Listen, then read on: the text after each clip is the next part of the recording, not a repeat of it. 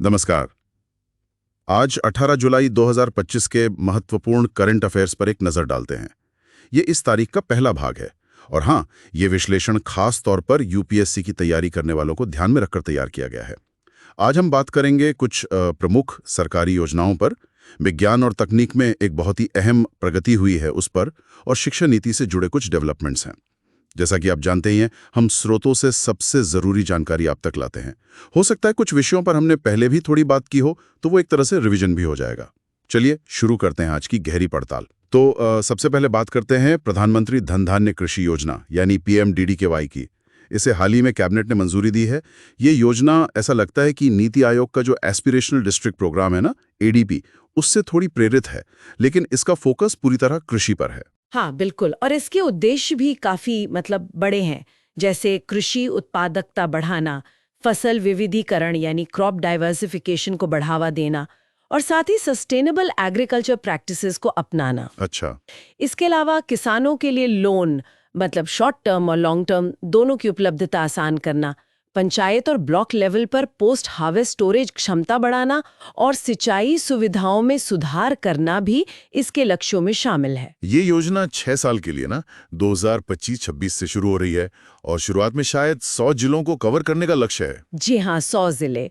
और इन जिलों को चुनने का आधार भी तय है, जैसे जहां उत्पादकता कम है, फसल गहनता कम है या फिर लोन वितरण में कमी है। और इसे लागू कैसे किया जाएगा? मतलब कोई नया ढांचा बनेगा या मौजूदा योजनाओं के साथ? हाँ, वो दिलचस्प है। इसे लागू करने के लिए जो मौजूदा 36 योजनाएं हैं ना, उनको इसके साथ जोड़ा जाएगा। कन्वर्जेंस पर काफी जोर है। साथ ही राज्य की योजनाओं और प्राइवेट सेक्टर के साथ भी पार्टनरशिप की जाएगी लोकल लेवल पर। अच्छा, कन्वर्जेंस। ये अक्सर कागजों पर अच्छा लगता है, जमीन पर कितना कारगर होगा देखना होगा। बिल्कुल। नौकरशाही की उलझनें तो रहती हैं। इसके लिए जिला, राज्य और राष्ट्रीय स्तर पर समितियां बनेंगी। हर जिले की अपनी एक योजना होगी, जिसे जिला धान धान्य समिति बनाएगी और इसकी निगरानी 117 केपीआईज की परफॉर्मेंस इंडिकेटर्स पर की जाएगी। 117 केपीआईज। चलिए कृषि क्षेत्र से अब थोड़ा आगे बढ़ते हैं, विज्ञान की एक ऐसी खबर पर जो सीधे जीवन की शुरुआत से जुड़ी है। ब्रिटेन से ये खबर है कि माइटोकॉन्ड्रियल डोनेशन ट्रीटमेंट यानी एमआरटी के बाद पहले बच्चों का जन्म हुआ है।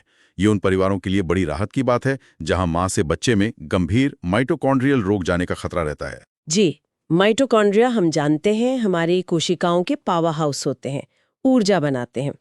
और इनकी खास बात है कि इनका अपना डीएनए होता है, mtDNA कहते हैं इसे, जो न्यूक्लियस वाले डीएनए से अलग है। और ये सिर्फ मां से मिलता है ना? हाँ बिल्कुल, ये सिर्फ मां से ही बच्चे में जाता है। और जब ये माइटोकॉन्ड्रिया ठीक से काम नहीं करते तो माइटोकॉन्ड्रियल रोग होते हैं। इससे शरीर में एनर्जी की भारी कमी हो जाती है और कई अंग ऑर्गन्स फेल भी हो सकते हैं। तो ये एमआरटी तकनीक क्या है असल में? ये एक तरह की आईवीएफ तकनीक है? हाँ, ये एक एडवांस्ड आईवीएफ तकनीक ही समझ लीजिए।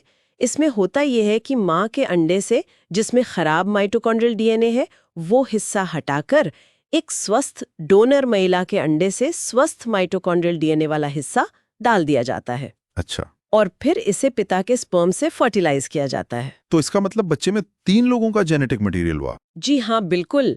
माता पिता का न्यूक्लियर डीएनए जो हमारी ज्यादातर पहचान तय करता है, और डोनर महिला का स्वस्थ माइटोकॉन्ड्रियल डीएनए। इसीलिए इसे कभी-कभी 3 पेरेंट बेबी तकनीक भी कह देते हैं। 3 पेरेंट बेबी, ये तो वाकई बड़ी बात है। इसमें कौन सी तकनीकें इस्तेमाल होती हैं? इसमें मुख्य रूप से 2 तकनीकें हैं। एक है प्रो न्यूक्लियर ट्रांसफर पीएनटी और दूसरी है मैटरनल स्पिंडल ट्रांसफर एमएसटी। वैसे आमतौर पर एमएसटी को ज्यादा प्राथमिकता दी जाती है, क्योंकि ऐसा माना जाता है कि इसमें भ्रूण पर जोखिम थोड़ा कम है। विज्ञान की दुनिया भी कमाल है। खैर, अब विज्ञान से हटकर थोड़ा शिक्षा नीति की ओर चलते हैं। यूनिवर्सिटी ऑफ साउथहैम्पटन ये भारत में कैंपस खोलने वाली पहली ग्लोबल यूनिवर्सिटी बन गई है। यूजीसी के जो नए नियम आए थे 2023 में, उनके तहत गुरुग्राम में कैंपस खोला है इन्होंने। हाँ, हालांकि इससे पहले ऑस्ट्रेलिया की 2 यूनिवर्सिटीज डीकिन और वुलुंगोंग वो गिफ्ट सिटी में कैंपस खोल चुकी हैं, लेकिन वो आईएफएससीए के नियमों के तहत था। यूजीसी के नियमों के तहत ये पहली है। सही। और ये यूजीसी के नियम राष्ट्रीय शिक्षा नीति 2020 के हिसाब से ही हैं। जी हाँ बिल्कुल। इनका मकसद यही है कि दुनिया के जो top foreign higher education institutes हैं FHEIs वो भारत में आएं। इसके लिए शर्त है कि संस्थान की ग्लोबल रैंकिंग टॉप 500 में हो या फिर किसी खास फील्ड में उनकी एक्सपर्टीज बहुत अच्छी हो। और ये सिर्फ फिजिकल कैंपस ही खोल सकते हैं, ऑनलाइन की इजाजत नहीं है? नहीं, ऑनलाइन या डिस्टेंस लर्निंग पूरी तरह से नहीं।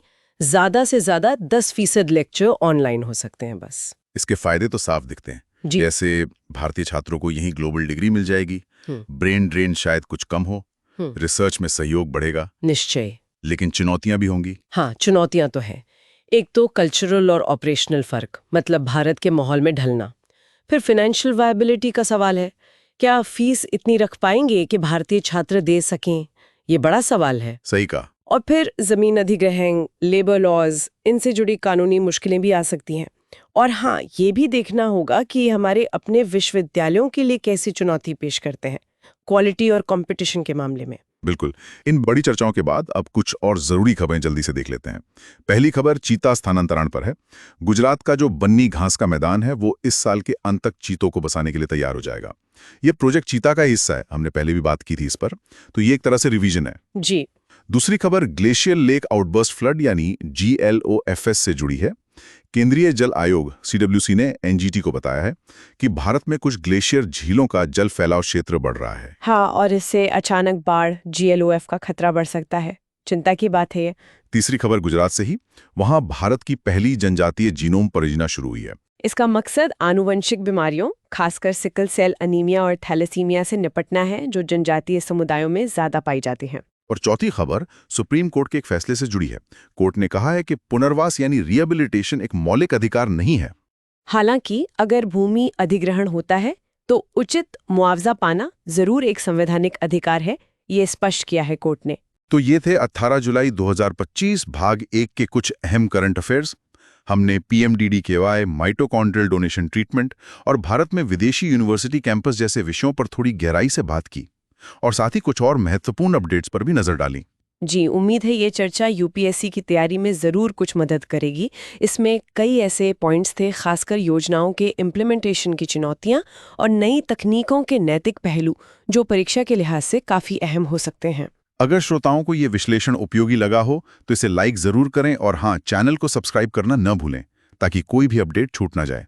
और जाते जाते एक सवाल हम सबके सोचने के लिए, जैसे जैसे ये जेनेटिक और रिप्रोडक्टिव तकनीकें जैसे MRT आगे बढ़ रही हैं, समाज को इनके इस्तेमाल की नैतिक सीमाओं और इनके दूरगामी सामाजिक प्रभावों के बीच संतुलन कैसे साधना चाहिए, इस पर जरूर सोचिएगा। धन्यवाद।